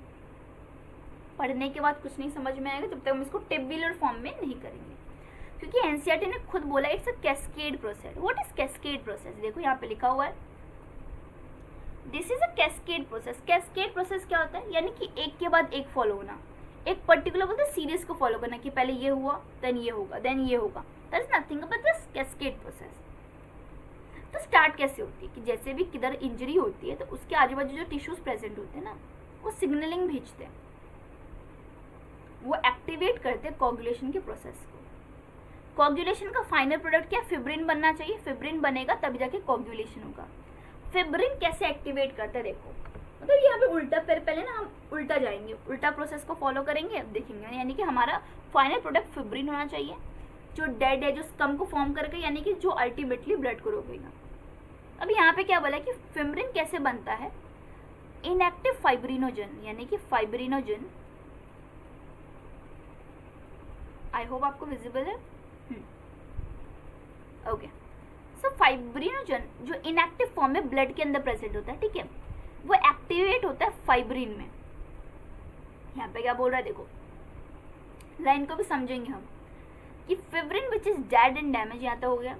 Fibrin are formed by conversion of inactive fibrinogen in a plasma by enzyme thrombin, यानी कि जो process होता है वो कौन करता है, enzyme करता है, थ्रोम्बिन। यानी जो इनएक्टिव जो सेल्स होते हैं जहाँ पे वुंड लगा है उसके आजू बाजू सेल्स ने एक्टिवेट करते हैं, सिग्नलिंग देते हैं ब्रेन को कि भाई कट लगा है, आपको फाइब्रिन बनाने की जरूरत है। तो ब्लड के अंदर जो इनएक्टिव फॉर्म के अंदर फिब्रिनोजन प्रेजेंट होता है, उसको जो एंजाइम थ्रोम्बिन है उसको कन्वर्ट करता है फिब्रिन में, ठीक है। अब ये जो थ्रोम्बिन है, thrombin in turn are form from inactive substance present in the plasma called as prothrombin. अभी जो थ्रोम्बिन है ना, ये किससे बना हुआ था, प्रोथ्रोम्बिन, जो अगेन इनएक्टिव फॉर्म में होता है, प्रोथ्रोम्बिन। पहले इसको टेबुलर, पहले लाइंस को समझ के उसको टेबुलर फॉर्म में कन्वर्ट करते थे, हम वापस रिवाइज कर लेंगे, ठीक है। Inactive fibrinogen through thrombin, thrombin in turns are form from inactive substance present in the plasma called as prothrombin. An enzyme complex called as thrombokinase is required for the above process, यानी कि ये जो conversion है इसको हम कौन कराते हैं, थ्रोम्बोकाइनेज, थ्रोम्बोकाइनेज, ठीक है। This complex is formed by series of link reaction called as cascade reaction involving the number of in an active stage. An injury or trauma stimulates the platelet in the clot is ये steps देखो इतने ही हैं, यानी कि अब इसको revise करते हैं, ठीक है। क्या बोल रहे देखो, हमारे ब्लड के अंदर क्लॉटिंग का एक प्रोसेस होता है, यानी कि हमें जो एक्सेसिव ब्लड लॉस को बचाना है। तो जहाँ पे वुंड लगा हो उसके आजू बाजू टिश्यूज ना सिग्नलिंग देते हैं ब्रेन को कि भाई कट लगा, आपको कोगुलेशन की प्रोसेस स्टार्ट करनी पड़ेगी। तो जो ब्लड के अंदर इनएक्टिव फॉर्म में प्रोथ्रोम्बिन प्रेजेंट होता है, with the help of enzyme thrombokinase activate होता है थ्रोम्बिन में। अब ये थ्रोम्बिन क्या करता है, ये थ्रोम्बिन इनएक्टिव फिब्रिनोजन जो अगेन ब्लड में प्रेजेंट होता है उसको फिब्रिन में कन्वर्ट करता है। और ये फिब्रिन क्या करता है, डेड डेकिंग होता है, वाउंड के ऊपर लगना स्टार्ट होता है और अपने साथ जो बेकार सेल्स प्रेजेंट है, जो कुछ भी बेकार टिश्यूज प्रेजेंट है, उनको अपने साथ क्या कर लेता है, फंसा लेता है और क्या कर देता है, एक स्कम का फॉर्मेशन कर देता है। इजी है, बहुत ही सिंपल स्टेप है, यानी कि वापस समझते हैं कि किधर भी वुड लगा हमारे ब्रेन को सिग्नलिंग जाता है, ब्रेन को सिग्नलिंग जाएगा, सो हमारे ब्लड के अंदर इनएक्टिव प्रोथ्रोम्बिन है, वो एक्टिवेट होगा थ्रोम्बिन में with the help of enzyme thrombokinase. Thrombin क्या करेगा, फिब्रिनोजन को कन्वर्ट करेगा फिब्रिन में। ये सारा एक एंजाइमेटिक प्रोसेस है। बिकॉज एंजाइम क्यों रखते हैं, क्योंकि एंजाइम कोई भी रिएक्शन को फास्ट कर देता है, राइट।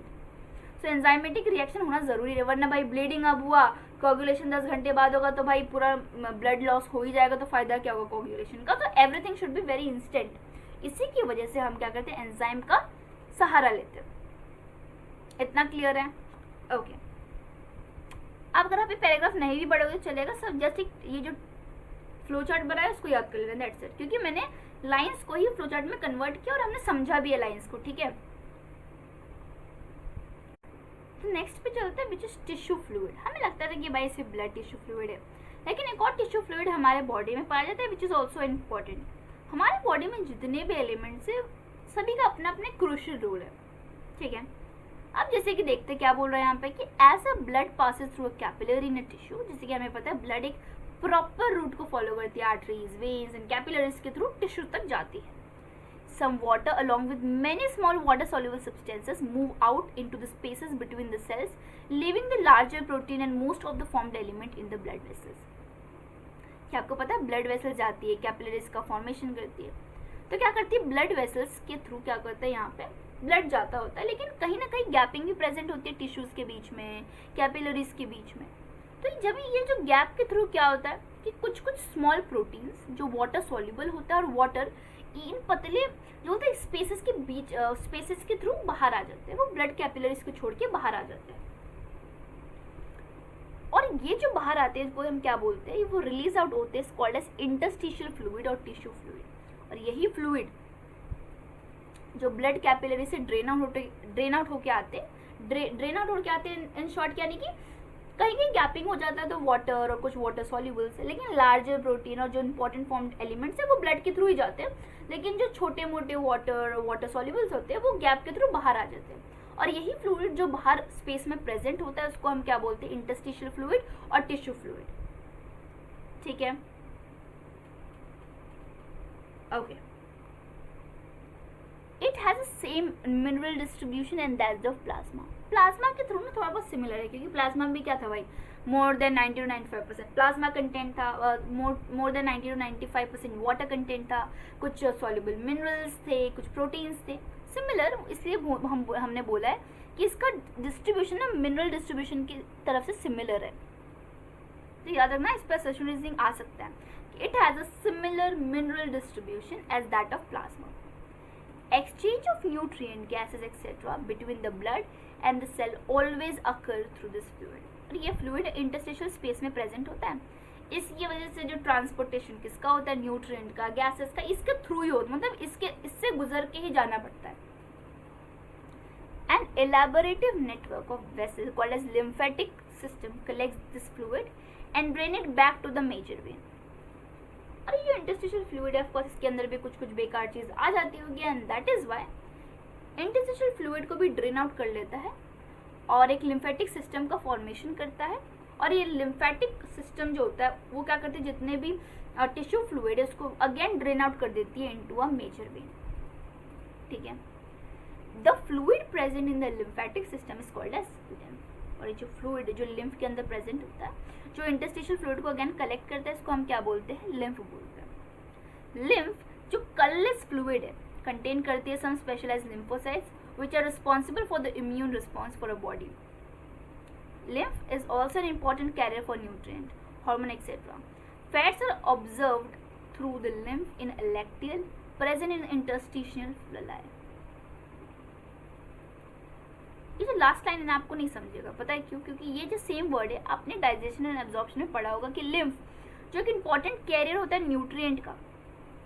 ठीक है, fats are also observe through the lymph in lacteals present in the interstitial villi. अब ये इंटरस्टिशियल विलाई क्या होता है, ये अगर आपने ऑफकोर्स ये चैप्टर भी डिलीट हो गया, लेकिन प्रीवियसली जब डाइजेशन एंड ऑब्जॉर्प्शन था तो इसमें पता होता है कि जो स्मॉल इंटेस्टाइन प्रेजेंट होता है उसमें ना बहुत लंबे लंबे विलाई होते हैं। What is villi, for example ये इंटेस्टाइन का सरफेस है, इसमें जो कुछ फिंगर लाइक प्रोजेक्शन प्रेजेंट होती है। फिंगर लाइक प्रोजेक्शन क्यों होते हैं, ये फिंगर लाइक प्रोजेक्शन होते हैं ताकि सरफेस एरिया बढ़े। ऑफकोर्स इसका सरफेस एरिया कम होगा एज कम्पेयर टू इसका सरफेस एरिया, इसमें ज़्यादा वो होगा ना सरफेस एरिया।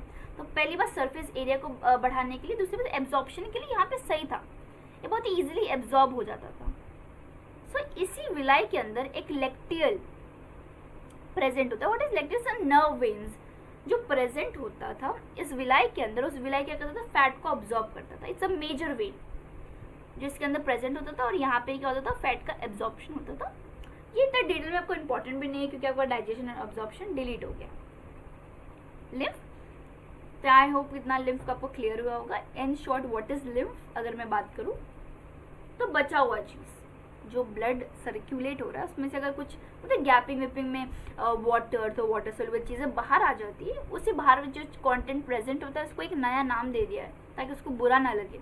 और उस नए नाम का वो नया नाम कुछ और नहीं, टिश्यू फ्लूइड या लिम्फ कुछ भी बोल सकते हैं। टिश्यू फ्लूइड इम्पॉर्टेंट है क्योंकि उसी के थ्रू मतलब ना गुजरना ही पड़ता है। अगर आपको डॉक्टर बनना है तो नीट के थ्रू गुजरना ही पड़ेगा। सिमिलरली अगर उसको ट्रांसपोर्टेशन करना है, उसको सेल तक जाना है, तो वो वेन्स, वो जो आर्टरीज, वो वेन्स जो कैपिलरीज है, उससे टिश्यू तक जाने के लिए उसको इंटरस्टिशियल फ्लूइड से गुजरना ही पड़ेगा, इसीलिए उसको इतना इम्पोर्टेंस दिया गया है। एक इंपॉर्टेंट चीज बताई गई है लास्ट लाइन में कि जो फैट्स है वो लिम्फ के थ्रू ही एब्जॉर्ब होता था। What is lymph? एक लिम्फेटिक सिस्टम क्या होता है कि ऑफकोर्स ये इंटरस्टिशियल फ्लूइड है, इसका भी एक प्रॉपर बोलते सर्कुलेशन होना चाहिए, प्रॉपर जगह पे होना चाहिए, तो इसको भी कैरी करने के लिए एक वेन सिस्टम बना दिया गया था और इसी वेन सिस्टम को हम क्या बोलते हैं? लिम्फेटिक सिस्टम बोलते हैं। लास्ट लाइन ऑफकोर्स वापस मैं याद दिला देती हूँ कि लास्ट लाइन आपके लिए इंपॉर्टेंट नहीं है क्योंकि डाइजेशन एंड एब्जॉर्प्शन में इंपॉर्टेंट था, बट अभी वो डिलीटेड है।